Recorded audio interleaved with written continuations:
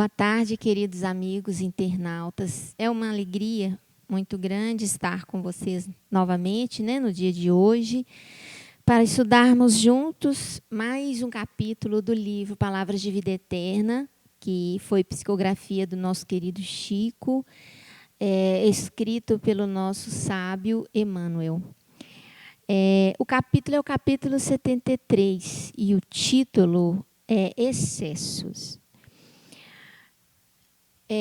Emmanuel vem fazer um comentário de um versículo do Evangelho que está lá em Marcos, no capítulo 8, versículo 36. Pois que aproveitaria o homem ganhar o mundo todo e perder a sua alma? Isso são palavras de Jesus, Marcos 8, versículo 36.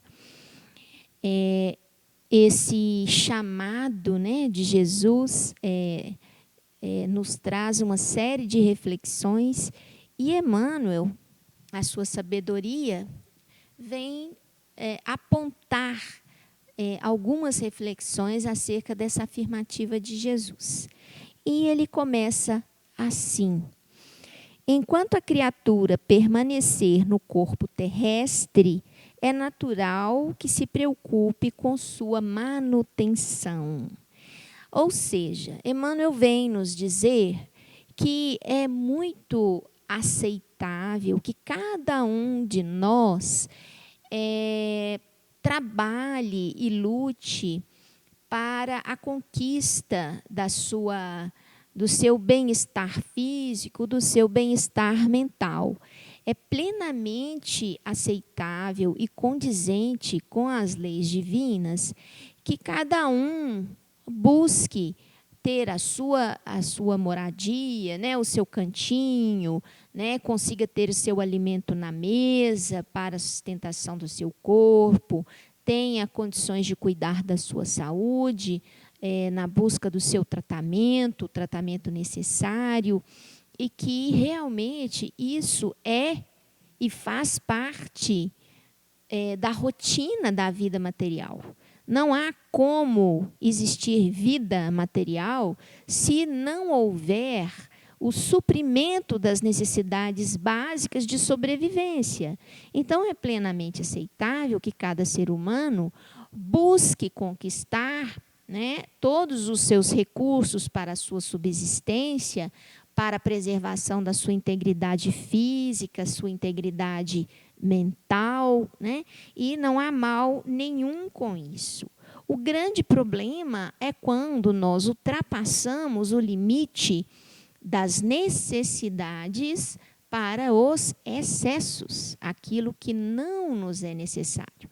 E aí, nesse momento, se nós não direcionarmos bem os recursos que nós aquinhoamos, nós podemos nos comprometer diante das leis divinas pelo usufruto destes bens, desses recursos que são colocados à nossa disposição. Então, é muito importante para todo ser humano que ele consiga alcançar os recursos para a sua subsistência sem que se torne um peso para a sociedade, para que ele preserve a sua dignidade humana, para que o seu sustento dependa unicamente do seu trabalho. E isso faz parte da vida material. E nós temos que lutar muito para que nós consigamos suprir essas necessidades sem a exploração do alheio, sem a exploração da força de trabalho, sem a exploração da boa vontade, sem a exploração, enfim, daquele que está ao nosso lado para a nossa subsistência.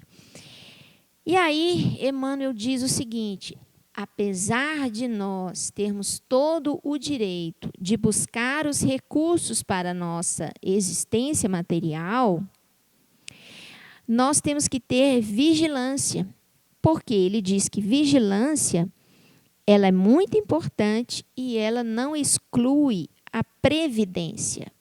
Então, na busca dos recursos, nós temos que ter cuidado, né? Evidentemente, com o que nós fazemos, do caminho que nós traçamos para alcançar esses recursos, afinal de contas, os fins não justificam os meios, né? Já dizia essa velha frase. Então, nós precisamos ter muito cuidado, porque, em nome do objetivo, muitas vezes, nós traçamos um roteiro completamente inadequado na nossa vida e completamente confrontante com a lei do amor, né? Confrontando com o respeito, com a honestidade, com a lisura, né?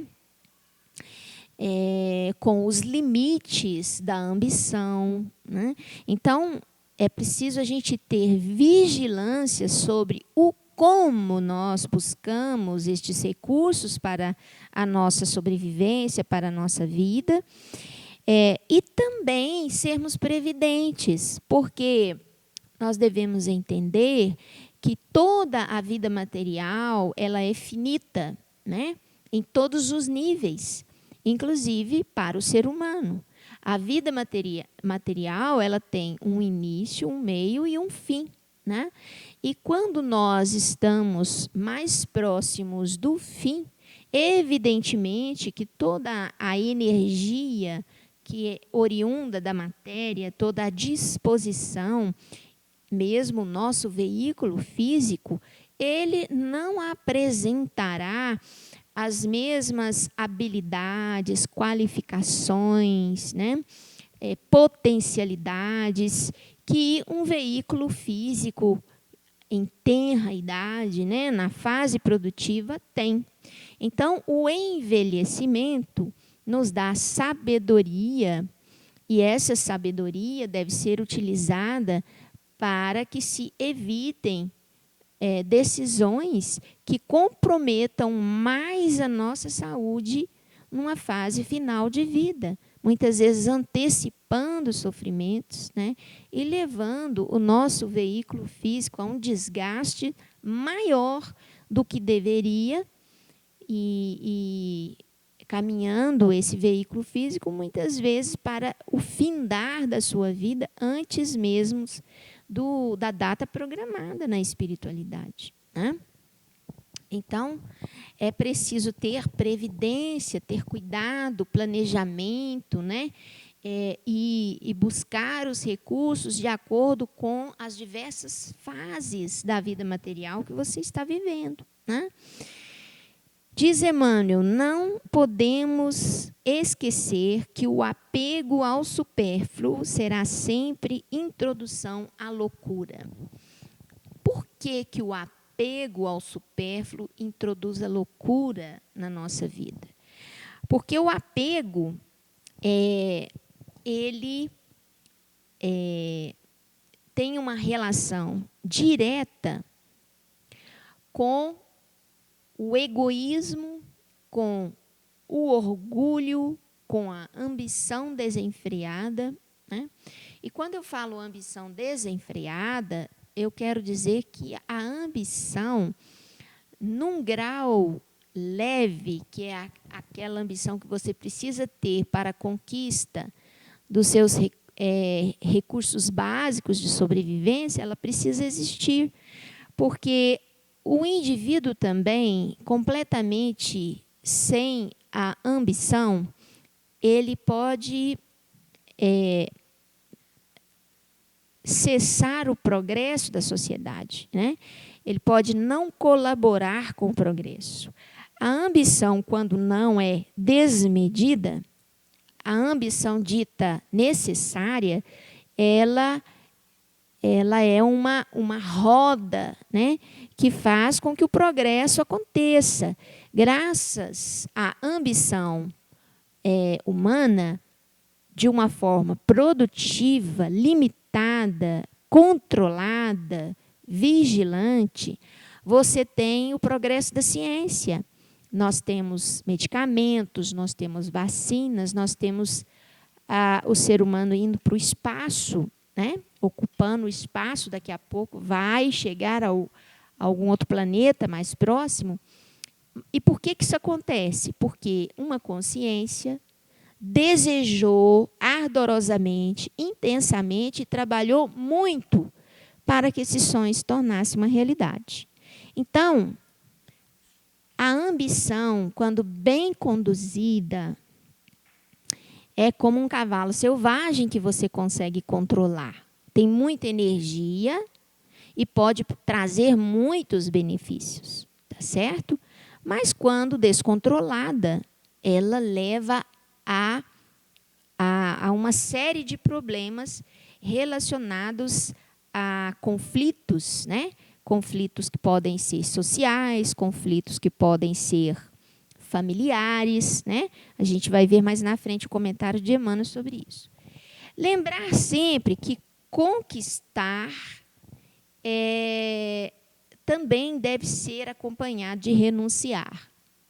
A mesma capacidade que você tem de conquistar deve ser trabalhada na capacidade de renúncia. Porque quando você tem a habilidade de conquistar as coisas e, na mesma expressão da consciência, a habilidade de renunciar a essas conquistas, você não tem apego, né? Então, o apego, ele deriva desse desequilíbrio, onde a necessidade da conquista é maior do que a capacidade de renúncia, né? E o que é conquistar? É ganhar. E o que é renunciar? É perder, né? Então, nós precisamos aprender a alcançar, a ganhar, a conquistar, e precisamos aprender a renunciar, a perder, né? E à medida que nós equilibramos essas duas coisas, nós vamos ter o desapego, né? Como fruto desse equilíbrio. Tudo aquilo que o homem ajunta abusivamente no campo exterior é motivo para aflição ou inutilidade. Então, toda vez que eu estou sendo abusivo, né? Eu nem falo abusado, mas abusivo, né? Eu estou cometendo excessos, tá? Quando é que eu sou abusivo, então? Eu sou abusivo quando eu busco aquilo que muitas vezes eu não tenho a menor necessidade. Eu sou abusivo quando eu nego algo que eu tenho plena condição de renunciar, né? Quando eu nego aquilo que sobra, né? Quando eu nego aquilo que não vai me fazer a menor diferença na minha subsistência, a quem precisa, né? Eu estou sendo abusivo. Quando eu sou ambicioso a ponto de começar a desejar aquilo que é do outro.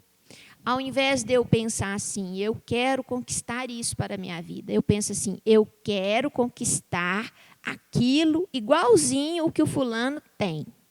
Eu quero determinado bem, determinado recurso, determinada função, determinada posição profissional que o outro tem. Isso é abusivo. Quando eu desejo que o outro tem, né? Eu estou sendo abusivo, tá certo? Todo excesso, todo abuso gera ciúme, né? Todo excesso, todo abuso gera isolamento social. Porque eu não quero dividir nada do que eu tenho com ninguém e eu tenho muito medo que alguém venha me tomar. Eu começo a me isolar. Todo abuso, todo excesso gera irritabilidade, agressividade, né? Onde o ser humano, com o apego demasiado, ele entra em conflito com aquele outro ser humano que muitas vezes desavisado deseja o que o outro tem, né? E aí vem os conflitos, daí derivam os conflitos. Uma coisa é você desejar ser bem-sucedido, outra coisa é você desejar o que o outro bem-sucedido tem.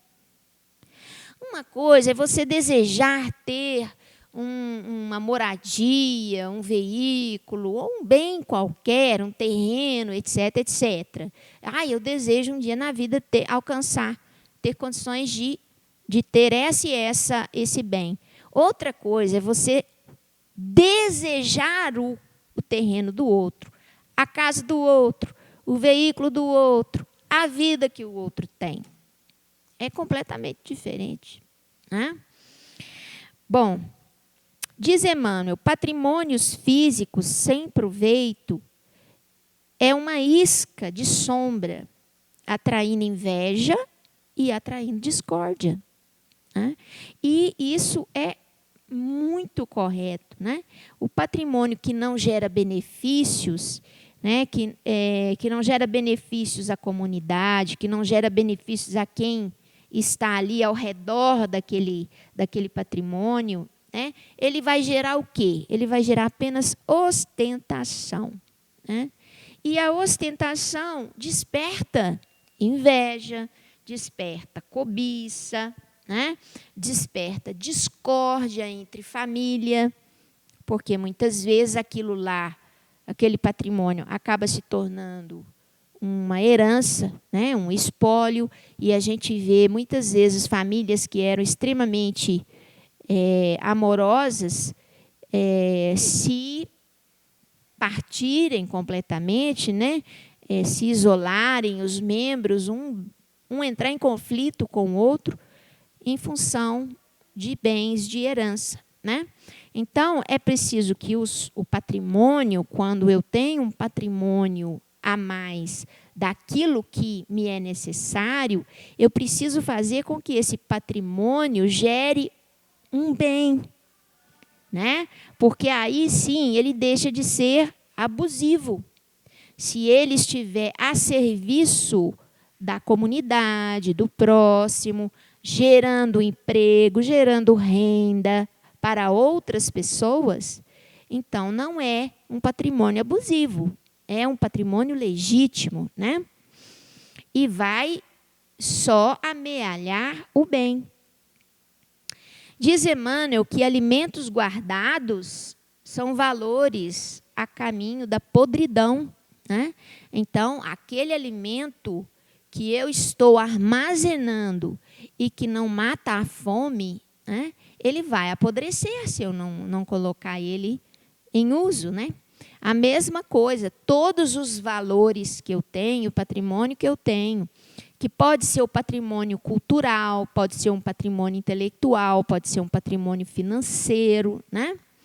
Se eu não coloco esse patrimônio a serviço do bem, a serviço do próximo, gerando, né, o sustento, a renda, né, benefícios a outras criaturas, que não seja apenas eu e minha família, né? Certamente que se eu gero benefícios, o meu patrimônio só tem a crescer, né, e a trazer benefícios morais para a criatura que o está gerindo. Roupa em desuso é asilo de traças, claro. Se você tem lá um guarda-roupa cheio de roupas e você não utiliza, aquilo ali vai mofar, vai dar cheiro, vai encher de traças, né? Então, é preciso que a gente aprenda a utilizar o patrimônio que em benefício não só dos nossos interesses, mas também do interesse do nosso próximo. Aprendermos a compartilhar, e o compartilhamento é o caminho. Mas significa que eu tenho que doar meu patrimônio? Não, significa que você deve administrar esse patrimônio para que ele seja um motor, né, produtivo de bens, serviços e benefícios de uma maneira geral. E não fique como uma água parada, estagnada, onde ali vai gerar apenas moscas, né? Então, o que a gente vê, criaturas que têm um vasto patrimônio e apenas deixam ele cercado lá, guardado pelos banqueiros, né? Eles não estão gerando bens e serviços, né? Não está colocando aquele recurso em movimentação. Isso é ruim para quem é o usufrutuário desses recursos, porque ninguém é dono de nada. Todos os valores da terra, tudo que a gente tem, até o nosso corpo físico, quando a gente exaure as energias e vai a óbito, fica aqui. A gente leva alguma coisa na vida espiritual, da vida material? Absolutamente nada. Não há nada aqui que te pertença. Você é apenas um tutor, um usufrutuário. Tudo que você conquistou com seu trabalho não é seu. Você conquistou o direito de administrar, o direito de utilizar, mas não te pertence. Pertence à terra e à vida material. E você não vai levar nada. E você não tem nem o direito de dizer quem vai ser o usufrutuário daquilo que ficou aqui. Quantas vezes nós vemos, né, fortunas serem amealhadas depois que o progenitor, né, parte para a vida espiritual, e muitas vezes todos esses bens acabam sendo passados para outras mãos, né, que não são nem os herdeiros. Então, nós não somos donos de nada e nem aqueles que nos herdarão. Nós somos usufrutuários. Nós temos o direito de uso pelo nosso trabalho, mas não nos pertence. Então, diz Emmanuel que todo excesso é uma parede mental, isolando aqueles que o criam, em cárcere de orgulho, de egoísmo, de vaidade e de mentira. E foi por isso que Jesus disse: é mais fácil o camelo passar pelo buraco de uma agulha do que um rico entrar no reino dos céus. A fortuna, a riqueza é a maior prova moral para o espírito reencarnante. Porque a fortuna e a riqueza facilita o exercício de todos os vícios morais que você imaginar. Ela estende um tapete, uma ponte, para que todas as suas falhas sejam exercitadas, né? Colocadas no dia a dia. Então, a fortuna, ela é interessante? Mas para o espírito que já compreendeu que a fortuna deve ser um instrumento, que ele é apenas um administrador dos bens da terra. Porque na medida que ele entende que a fortuna pertence a ele, e que é propriedade única e exclusiva dele, ele está caminhando, né, para a sua queda espiritual e a perda da sua oportunidade reencarnatória, né? A posse, o ouro, o poder, ele aprisiona a alma despreparada. A liberdade dessa prisão, ela vem com o desapego e a empatia com quem sofre a privação desses recursos. Então, na medida em que eu tenho o equilíbrio entre conquistar e renunciar, eu tenho desapego. E se ao lado do desapego eu tenho empatia, que é a capacidade de entender o sofrimento alheio, de dimensionar a dor e de desejar auxiliar no alívio dessa dor, se eu consigo alinhar todas essas condições, eu vou ser um usufrutuário divino dos bens que a providência divina colocou em minhas mãos. E eu vou fazer daquela minha etapa reencarnatória um verdadeiro trampolim, do ponto de vista espiritual, né? O que a gente chama de salto quântico, né? Na sua capacidade espiritual de amar, né? Então, é preciso alinhar isto tudo para que o excesso não nos aprisione a alma. Então, diz Emmanuel, observa, sim, o material que amontoas, né? Então, vamos observar o que nós estamos correndo atrás e o tempo que nós estamos gastando da nossa vida em busca de determinados projetos e recursos. Devemos cuidar de não nos preocuparmos em acumular bens, a não ser que eu tenha consciência e capacidade de direcioná-los e torná-los úteis ao progresso da comunidade. Diz Emmanuel, tudo que está fora de ti representa caminho onde transitas. Então, dependendo do que eu estou amontoando, né, eu estou fazendo uma caminhada em uma direção específica, que pode ser de equilíbrio e que pode ser de desequilíbrio. Agarrar-se, pois, ao efêmero é prender-se à ilusão, porque, como nós dissemos, todo na vida material é vida material, pertence ao mundo material. Nós não vamos levar nada disso conosco. Os valores da alma é que são do mundo espiritual. E os valores da alma, eles não estão na casa que eu comprei, no carro novo, 0 do ano, na posição social, no nível profissional que eu alcancei, no poder político que eu tenho. Não. Os valores da alma estão dentro da intimidade de cada um de nós, da construção do ser, da pessoa, da consciência.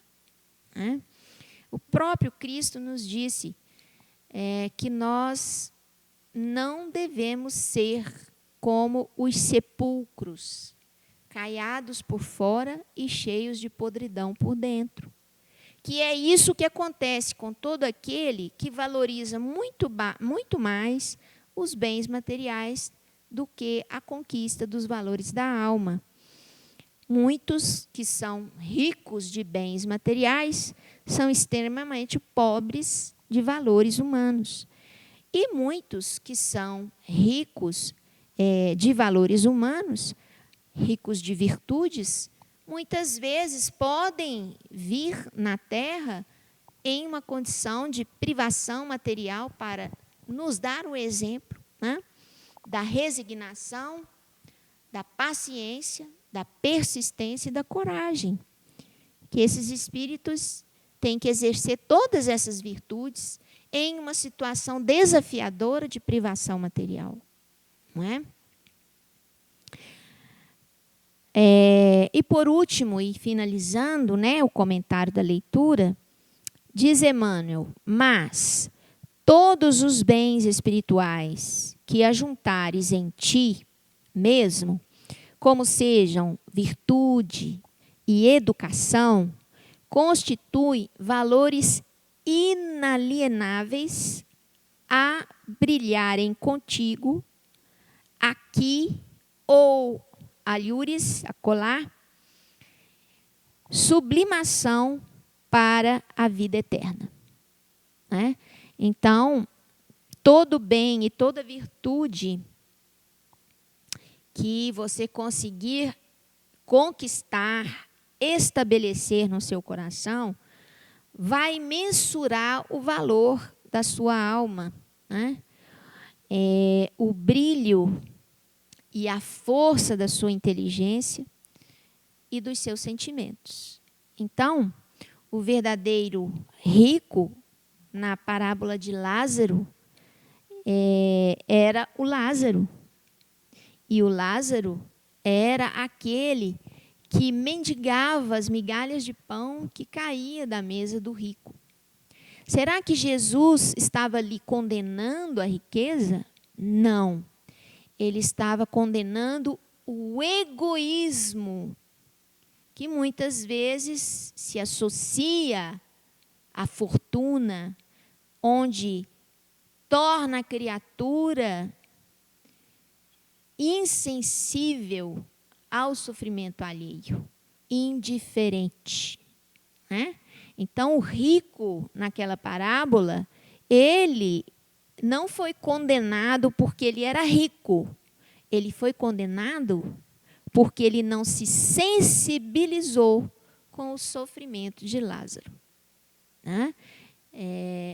O mal não está na fortuna. O mal está em como eu lido com ela. O que eu faço dela? Né? E qual que é a direção que eu dou para os meus valores espirituais diante da fortuna, da riqueza, das posses? Porque a riqueza e as posses, embora possa fazer o progresso do planeta, da ciência, sem os recursos financeiros, nós não temos progresso, não temos vacina, não temos medicamentos, não temos, enfim, não temos a roda, o telefone celular, não temos nada, não é? Houve muito emprego de recursos, de investimentos para que essas coisas surgissem na Terra, né? Então, o problema não está nos recursos financeiros, o problema está em como eu, filho de Deus, que tenho em minhas mãos e sou usufrutuário desses recursos, como eu os administro e como eu me comporto com os meus sentimentos e valores diante dele, né? Bom, pessoal, o que a gente gostaria de trazer no dia de hoje eram essas reflexões, e eu convido a todos a procurar fazer a leitura mais uma vez no livro Palavras de Vida Eterna, capítulo 73, para que cada um tire de lá, né, a reflexão que necessita para o seu dia a dia, né, o seu exercício espiritual e para a conquista desses valores. Eu agradeço a todos e desejo muita paz, muita tranquilidade e muita harmonia. Obrigada.